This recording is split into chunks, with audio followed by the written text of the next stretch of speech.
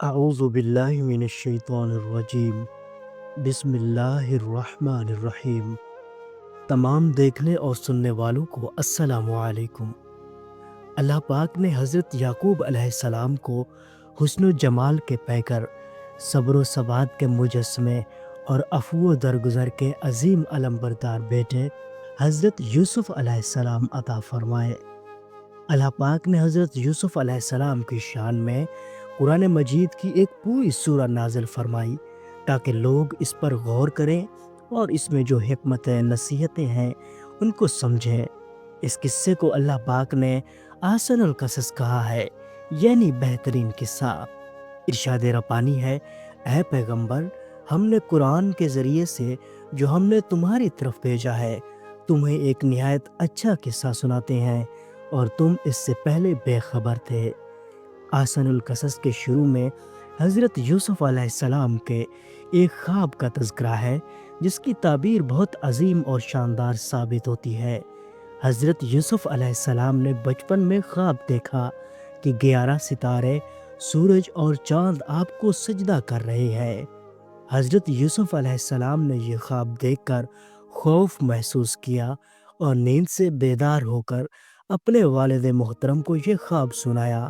آپ علیہ السلام کے والد حضرت یعقوب علیہ السلام سمجھ گئے کہ 11 ستاروں سے مراد حضرت یوسف علیہ السلام کے 11 بھائی اور سورج اور چاند سے مراد ان کے والدین ہیں، اور اس خواب کا مطلب یہ ہے کہ حضرت یوسف علیہ السلام کو دنیا اور آخرت میں وہ مقام و مرتبہ حاصل ہونے والا ہے جس کی وجہ سے آپ کے بھائی اور والدین بھی آپ کے سامنے جھک جائیں گے۔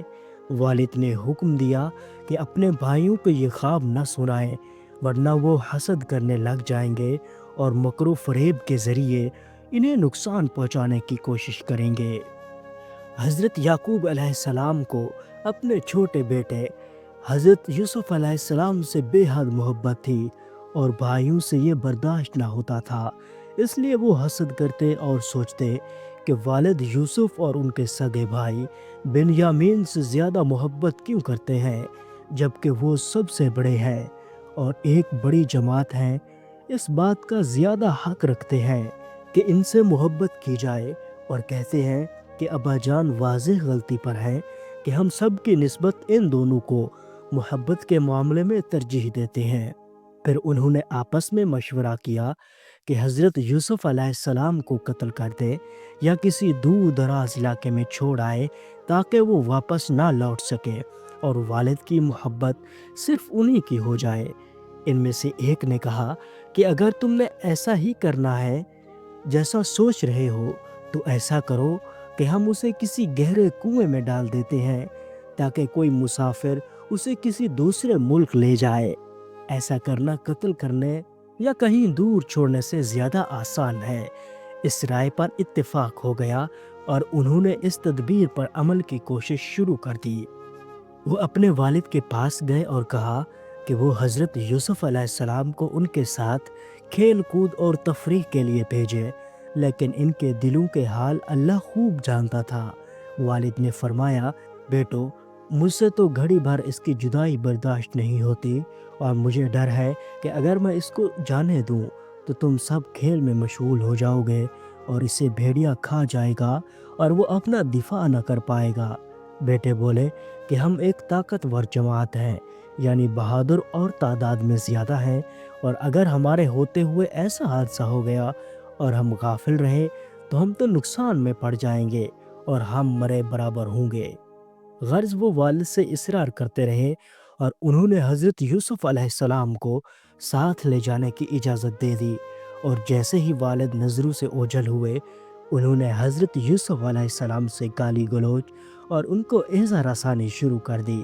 انہوں نے تہیہ کر رکھا تھا کہ یوسف علیہ السلام کو کنویں کی گہرائی میں پڑے ہوئے اس بڑے پتھر پر پھینک دیں گے جسے راؤنا کہتے ہیں۔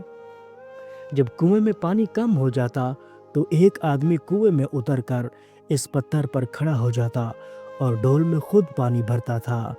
باہر کھڑا ہوا دوسرا آدمی رسی سے ڈول کھینچ لیتا تھا۔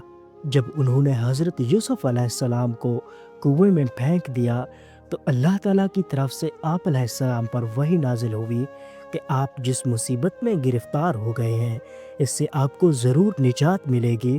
آپ اس وقت بھائیوں کو ان کے کرتوت یاد دلائیں گے، تب آپ کو عزت و اقتدار حاصل ہوگا اور یہ آپ کے محتاج ہوں گے اور آپ سے خوفزدہ بھی۔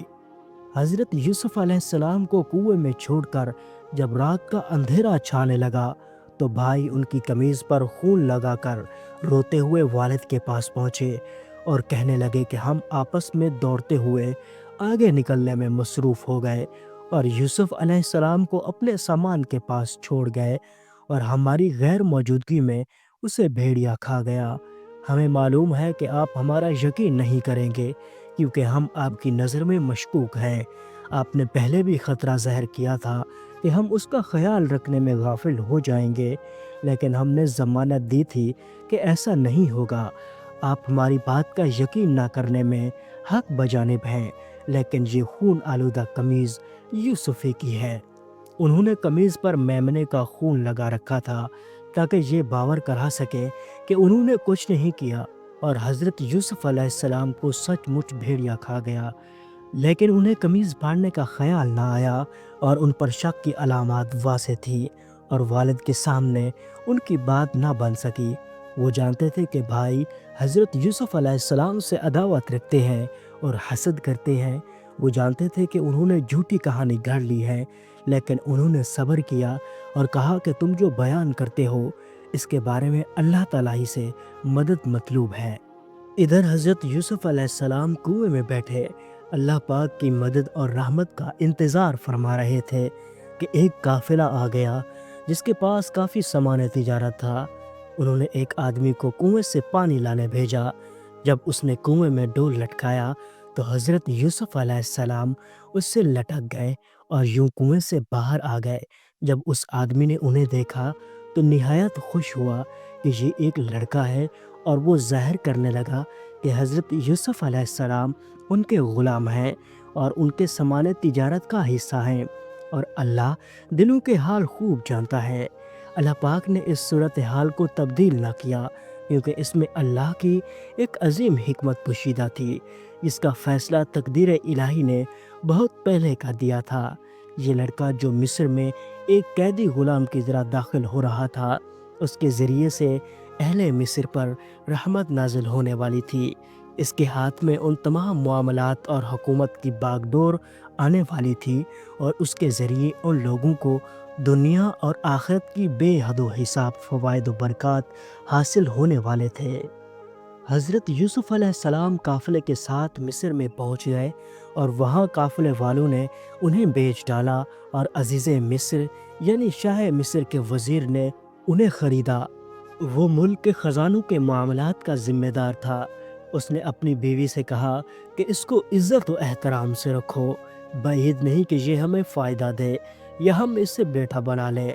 اس طرح اللہ پاک نے حضرت یوسف علیہ السلام کو عزیز مصر کے گھر میں جگہ دی، یعنی ان میاں بیوی کے دل میں یہ بات ڈال دی کہ حضرت یوسف علیہ السلام کا خیال رکھیں اور حسن سلوک کریں، اور پھر یوسف علیہ السلام کو باتوں کی سمجھ اور خوابوں کا علم عطا فرما دیا۔ حضرت یوسف علیہ السلام جوانی کی دہلیز پر پہنچے تو آپ کا حسن و جمال اور مردانہ وجاہت اپنے عروج پر تھی۔ عزیز مصر کی بیوی آپ کے حسن پر فریختہ ہو گئی اور آپ کو ورگلانے کی سعی کرنے لگی، اور وہ نازیبا مطالبہ کیا جو آپ کے مقام و مرتبہ کے لائق نہیں تھا۔ وہ مال و جمال میں بے مثال تھی، شاہانہ جاہ و جلال اور بھرپور شباب حاصل تھا۔ اس نے آپ کو اکیلے پا کر سب دروازے بند کر لیے اور پوری طرح بناؤ سنگھار کر کے بہترین فاخرانہ لباس پہن کر انہیں برائی کی دعوت دی۔ حضرت یوسف علیہ السلام کہنے لگے، اللہ کی پناہ، تیرا خاوند میرا آقا اور اس گھر کا مالک ہے۔ اس نے مجھ پر احسان کیا اور عزت و احترام سے رکھا۔ بے انصافی کرنے والوں کا بھلا نہیں ہوتا اور میں بے انصافوں میں سے نہیں ہوں۔ پھر آپ اس عورت سے بچنے کے لیے دروازے کی طرف دوڑے۔ اس نے بھی آپ علیہ السلام کا پیچھا کیا اور قمیض پکڑی تو وہ پھٹ گئی، اور اسی وقت دروازے کے قریب ہی عورت کا شوہر بھی مل گیا۔ عورت کا قصور تھا، لیکن اس نے بات کرنے میں پہل کی تاکہ اپنے آپ کو بے گناہ ثابت کر سکے۔ کہنے لگی، یہ شخص تیری بیوی کے ساتھ برائی کا ارادہ رکھتا تھا، اس کی یہی سزا ہے کہ اسے قید میں ڈالا جائے یا کوئی اور دردناک سزا دی جائے۔ حضرت یوسف علیہ السلام نے فرمایا کہ یہ عورت ہی مجھے پھسلا رہی تھی، وہ نبیوں کے آل بھی تھے اور اللہ پاک نے آپ کو گناہ سے بچا لیا تھا۔ اس معاملے میں عورت کے شوہر نے کسی دانا سے بات کی تو اس نے کہا کہ اگر یوسف علیہ السلام نے چھیڑ چھاڑ کی ہو اور اس نے انہیں پیچھے ہٹانے کی کوشش کی ہو تو کرتا آگے سے پھٹا ہوگا اور عورت سچی ہے۔ اگر کرتا پیچھے سے پھٹا ہے تو اس کا مطلب ہے کہ عورت جھوٹی ہے اور یوسف سچا۔ خاوند نے دیکھا تو کرتا پیچھے سے پھٹا تھا۔ اس نے اپنی بیوی سے کہا کہ یہ تم عورتوں کی چال بازی ہے، بے شک تمہاری چال بازی بہت بڑی ہے۔ یعنی اس نے خود ورغلانے کی کوشش کی اور پھر جھوٹا الزام لگا دیا۔ پھر اس کے خاوند نے اس بات کو نظر انداز کر دیا اور کہا کہ یوسف اب اس بات کو جانے دو، یعنی اس کا ذکر کسی سے نہ کرنا، کیونکہ ان معاملات کو چھپانا ہی مناسب اور بہتر ہوتا ہے۔ اور عورت کو حکم دیا کہ جو گناہ اس سے سرزد ہو گیا ہے اس پر استغفار کرے اور اپنے رب کے آگے توبہ کرے، کیونکہ بندہ جب اللہ کے آگے توبہ کرتا ہے تو اللہ اس کی توبہ قبول فرما لیتا ہے۔ عزیز مصر کی بیوی کا عشق شہر میں مشہور ہوا تو دیگر رؤساء کی عورتوں نے اسے لعن طعن شروع کر دیا اور اسے آر دلائی کہ وہ اپنے غلام پر فریختہ ہو گئی۔ عزیز مصر کی بیوی نے ان کی پرفریب غیبت کا حال سنا اور لوگوں کی باتیں اس تک پہنچی تو اس نے چاہا کہ ان کے سامنے اپنا عذر پیش کرے اور واضح کر دے کہ یہ جوان ویسا نہیں ہے جیسا وہ سمجھتی ہیں، یہ ان کے غلاموں جیسا نہیں ہے۔ اس نے ان سب کے لیے گھر میں ضیافت کا بندوبست کیا اور دعوت میں ایسی چیزیں تھیں جن کو چاقو چھری سے کاٹ کر کھانا تھا۔ بس اس نے ہر عورت کو چھری دی۔ پھر حضرت یوسف علیہ السلام کو بہترین لباس پہنا کر حکم دیا کہ عورتوں کے سامنے آئیں۔ آپ آئے تو 14ویں کا چاند آپ کے سامنے ماند تھا۔ ان عورتوں نے آپ کو دیکھا تو عظمت و جلال سے مروب ہو گئیں اور اس قدر مبہوت ہو گئیں کہ انہیں اپنے آپ کا ہوش نہ رہا، اور انہوں نے اپنے ہاتھ کاٹ لیے اور انہیں زخموں کا احساس ہی نہ ہوا، اور ان کی زبان سے نکلا، اللہ کی پناہ، یہ انسان ہرگز نہیں، یہ تو یقیناً کوئی بہت ہی بزرگ فرشتہ ہے۔ اس وقت عزیز مصر کی بیوی نے کہا کہ یہی ہے وہ جن کے بارے میں تم مجھے طعنے دے رہی تھی۔